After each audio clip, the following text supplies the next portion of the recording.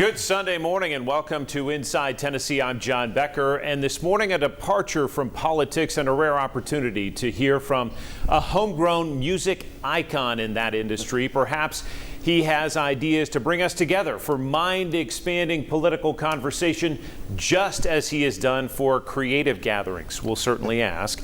The Knoxville native is known worldwide as a visionary promoter and businessman driven by a love of music and art.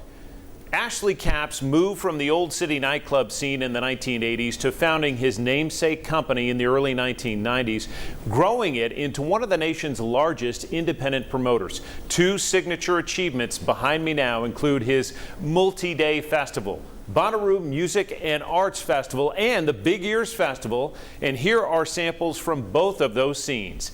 Every year, they hold surprises and attract artists across a range of genres. Big Ears started drawing renowned artists to Knoxville more than a dozen years ago in 2009.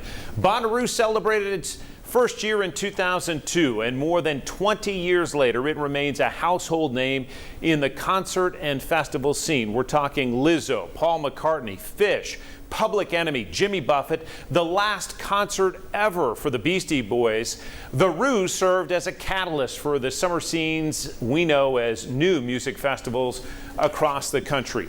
And we are pleased to have with us the Festival Don, the man who is a steward of arts and culture, the incomparable Ashley Capps in studio this morning. Welcome. Thanks for having me. That's I'm a pretty afraid good I'm intro. going to be paralyzed after that intro. Good night, everybody. It was a lengthy intro, but you deserve it, my friend. We're glad you're here. Also with us, Janet Testament, Republican. She's in the R seat, but we're talking music today. Good to have you, a longtime city council member. Yes, thanks for having me. This is exciting. Yeah, and Don Bosch goes way back with Ashley. We'll get into that in the D chair, but again, politics aside, it's music today. No politics at Bonnaroo. There you go.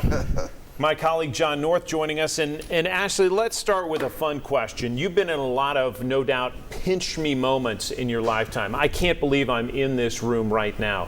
Can you just lay out one of them for us? Oh, wow. So many. I think, well, Paul McCartney, you brought up Paul playing Bonnaroo, and one of the things that many people may not know is that Paul rehearses his show the night before for no audience before he gives the full performance the next day. So I think the private Paul McCartney concert that a handful of us enjoyed on the Thursday evening, if I remember correctly, before he played at Bonnaroo, was a pinch me moment. That score's pretty high. And he was also a very engaging guy. He was not, not one of those artists, who tend to isolate themselves or whatever. But he was very engaged with his band and with everyone that was around and with us. And it was definitely a pinch me moment. That's awesome. Well, for our viewers who aren't familiar with your work right now, let's talk about the big picture, and then we'll get into more specific questions. But AC Entertainment is doing what now? Because you're not associated the lead on Bonnaroo anymore. Well, I'm not associated with AC Entertainment anymore. We sold we sold 50% of Bonnaroo back in 2015. I sold 50% of AC Entertainment in 2016. And in 2020, just before COVID shut everything down, the second half of both of those deals went down. And I stuck around during COVID, but after COVID, I felt like it was just time to move on. It was time to pass the torch. And so I had a conversation with the Live Nation team, and they were really great. And we parted ways in April of 2021. All right, Juan? All right, Bonnaroo is awesome, and our viewers probably, by the way, it's Sunday morning at Bonnaroo, so I hope everything's going well there. They've been to Bonnaroo, but let's also talk about Big Ears, which is kind of the thing that you do today, which I don't know if you sort of suspected this would happen, but it blew up into this amazing, eclectic, globally respected festival of all kinds of artists. I always know it's coming, and I usually go because you start seeing the people in black on the streets, right? It's like, oh, you're from out of town, you're here for Big big ears.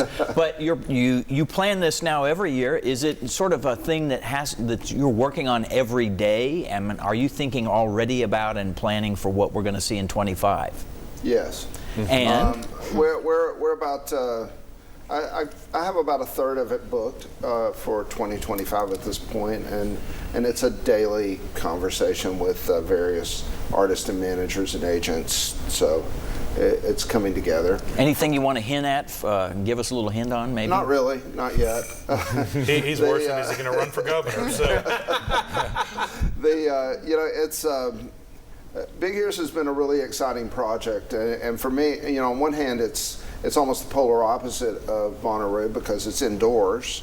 It's certainly not a camping festival, but in many ways, it really echoes Bonnaroo and the Bonnaroo ethos. And there's a lot of artists that play both. I think this year Bonnaroo has at least a dozen, maybe 15 or 16 artists that have played Big Ears in the last 2 years, and they've got a handful that I hope will play next year at Big Ears. So you can take a look at the lineup and decide which of those might be there's likely your little candidates. tip. There you go. A little cross-pollination. Well, we're going to take a quick break and come back with questions from Janet and Don. And Ashley Capps, our guest this morning on Inside Tennessee, back in just a few minutes.